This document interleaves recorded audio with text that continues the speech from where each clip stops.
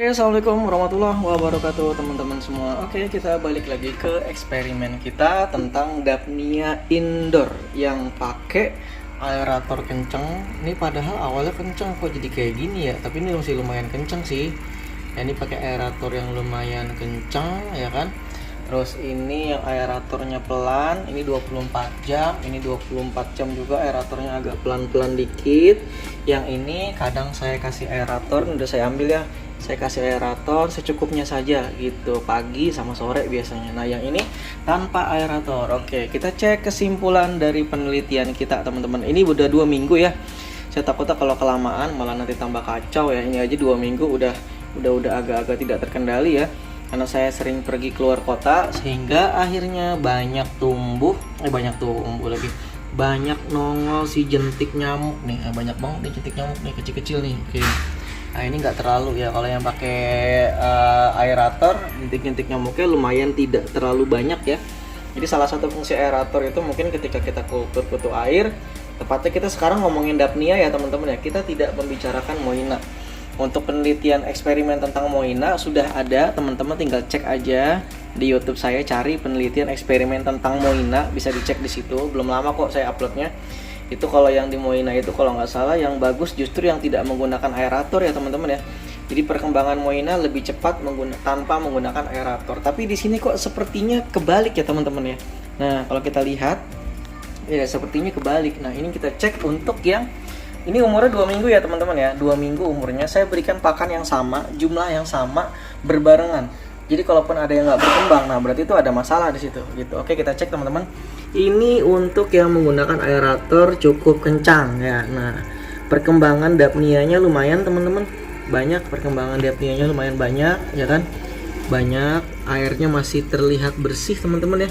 Masih terlihat bersih, Daphnianya lumayan banyak teman-teman. Nah, tuh. Bisa teman-teman lihat ya kan. Jadi ini airnya masih terlihat cukup bersih ya. Ditumbuhi banyak cacing darah ya, atau kita sebut dengan si Chironomus ya.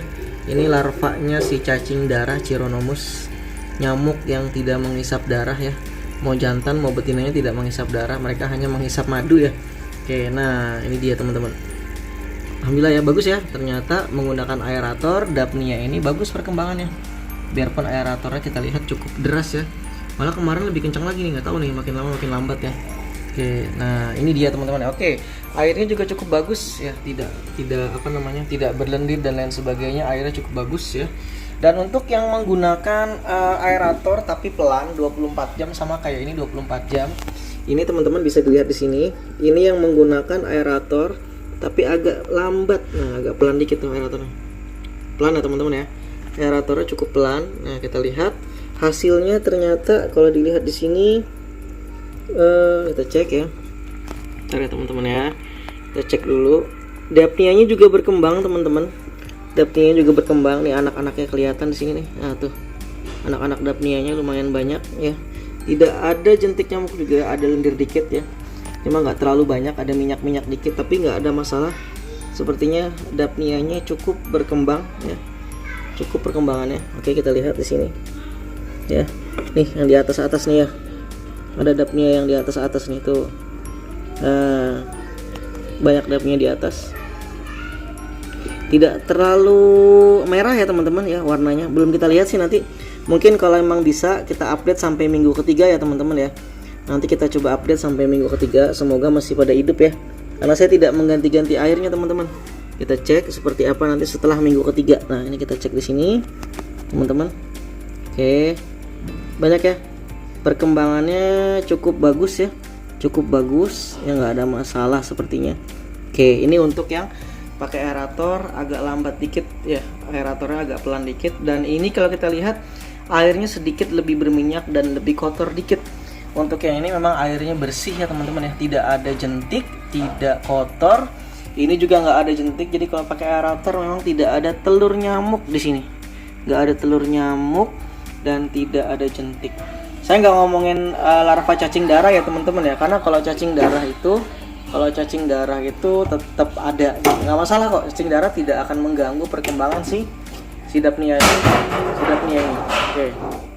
Nah, ini ya teman-teman ya. Oke, sekarang kita lihat yang Sorry ada gangguan dikit. Berikutnya kita lihat yang ini teman-teman, yang pakai aerator sebentar-sebentar, jadi secukupnya. Airnya juga nggak terlalu kotor-kotor banget, mirip dengan yang ini teman-teman ya, yang pakai aerator pelan 24 jam, nggak terlalu kotor-kotor banget. Dan ternyata perkembangannya bagus teman-teman, bagus juga sama ya, airnya bagus, perkembangannya juga bagus. Tapi ada jentiknya teman-teman, karena aeratornya saya hanya taruh sesekali ya, ternyata tetap ada dapnianya sama. Sepertinya kita melihat di minggu kedua ini hampir tidak ada perbedaan jumlah ya. Karena kalau untuk menghitung jumlah agak susah nih teman-teman, kita harus ngitung per mili ya. Kita harus ngitung per milinya gimana, ini belum ketahuan. Cuma yang pakai jentik sesekali, yang pakai aerator sesekali kita taruh itu banyak jentiknya ya. Tumbuh jentik ya. Oke, ini yang berikutnya. Jadi untuk ketiga ini satu aerator full, ini aerator full tapi pelan. Ini aerator sesekali, kadang saya taruhnya pagi sama sore ya, hampir tidak jauh berbeda. Cuma asiknya ini airnya lebih bersih ya, lebih bersih airnya ya kan. Yang ini agak bersih, ini mirip ya. Nah sekarang kita cek teman-teman. Nah jeng-jeng. Yang berikutnya yang keempat, perlakuan yang keempat di mana kita tidak menggunakan aerator sama sekali. Itu kita cek, kita cari dapnianya. Ternyata jreng-jreng, dari tadi pagi saya nyari kagak nemu-nemu teman-teman. Ternyata yang tidak menggunakan aerator nggak ada dapnianya sama sekali teman-teman, sama sekali, satu ekor pun saya nggak nemu teman-teman. Yang sisa hanyalah cacing darah dan jentik. Nah ya mungkin karena saya ngasih makannya berbarengan ya, karena kan saya ini lagi eksperimen nih, gak mungkin dong saya berbeda, yang ini saya kasih makan, saya kasih makan, ini nggak saya kasih makan. Ternyata yang tidak menggunakan aerator itu lebih mudah untuk mati. Kenapa? Nah karena saya ngasih pakannya kebanyakan. Kalau yang lain biarpun ngasih pakannya kebanyakan, ternyata tetap bisa terkontrol teman-teman. Nah kesimpulannya dari sini adalah teman-teman, kalau kita menggunakan aerator akan lebih mempermudah kita untuk mengontrol dan akan lebih awet. Kenapa? Karena sisa-sisa pakan biasanya lebih mudah untuk dirombak, lebih cepat untuk dirombak gitu. Jadi kalau ada sampah-sampah seperti sampah nitrogen, kalau teman-teman sering bilang amonia ya, amonia itu bisa diubah menjadi nitrit, nitrit diubah menjadi nitrat, bahkan nitrat itu nanti bisa didenitrifikasi ke udara jadi nitrogen lagi. Nah mungkin dengan adanya aerator ini kan akan membantu proses masuknya gas ke dalam air dan pengeluaran gas ke dalam air ya. Jadi karena aerator ini kan belum tentu oksigen ya teman-teman ya. Aerator gelembung-gelembung ini dia belum tentu oksigen, karena kan ini hanya gelembung udara ya, bisa macam-macam gitu. Jadi intinya aerator ini bikin pertukaran gas antara di dalam dan di luar itu lebih besar.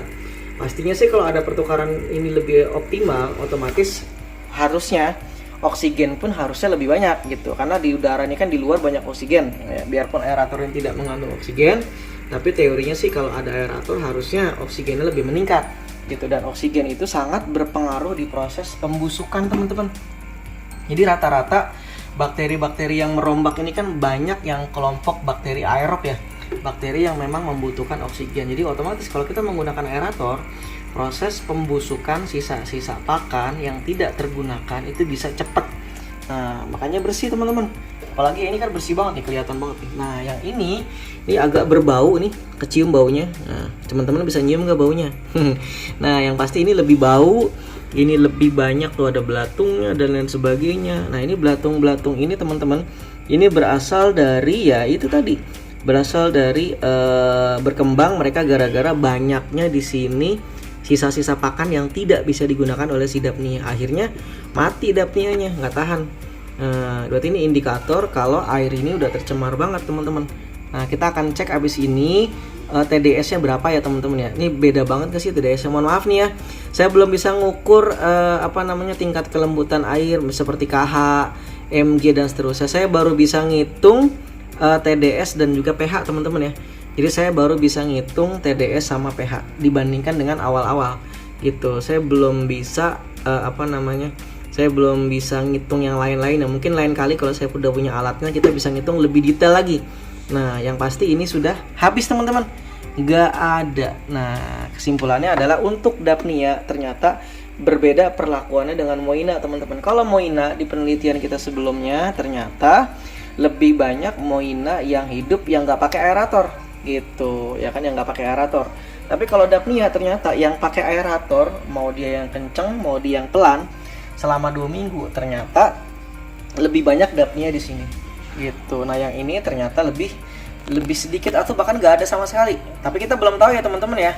Kalaupun seandainya dan intinya kesimpulannya adalah teman-teman kalau pengen kultur Daphnia nggak pakai aerator teman-teman ya, pemberian pakannya bener-bener teman-teman harus kontrol, nggak boleh sampai berbau, nggak boleh sampai kotor banget. Jadi kondisi airnya harus bener-bener dikontrol gitu, karena proses perombakan sisa-sisa pakan sangat lambat gitu, otomatis mati semua Daphnianya. Itu kesimpulannya.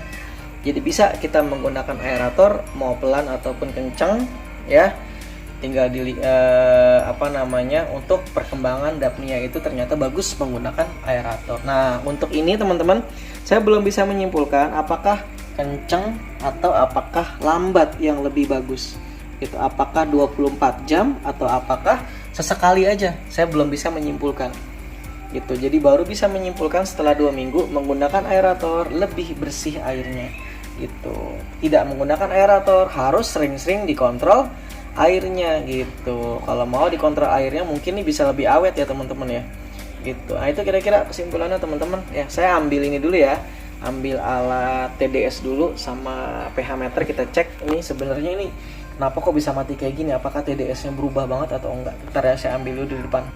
Oke, maaf teman-teman ya, saya cuma punya 2 alat TDS sama pH meter ya. Lain kali mungkin bisa doain saya ya biar lebih banyak, atau mungkin yang punya alat-alat nganggur boleh kasih ke saya ya. Oke, kita hitung dulu dari yang aeratornya full, TDS nya berapa ya. Ini TDS nya 161 kali 10 1610 ya. Oke, informasi awal ya teman-teman ya. Ini air yang saya gunakan emang semuanya TDS nya tinggi-tinggi, rata-rata 1300 1400 karena di daerah sini airnya cukup payau ya, dekat laut ya. Jadi ini TDS nya 1610. Oke, yang ini 1610. Oke, yang ini kita cek yang pakai aerator pelan. Bentar, hold dulu ya, bentar. Oke, kita cek dulu. Ini yang pakai aerator pelan. Susah banget sih.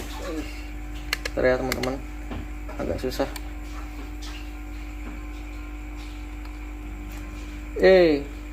Kepencet. Bentar.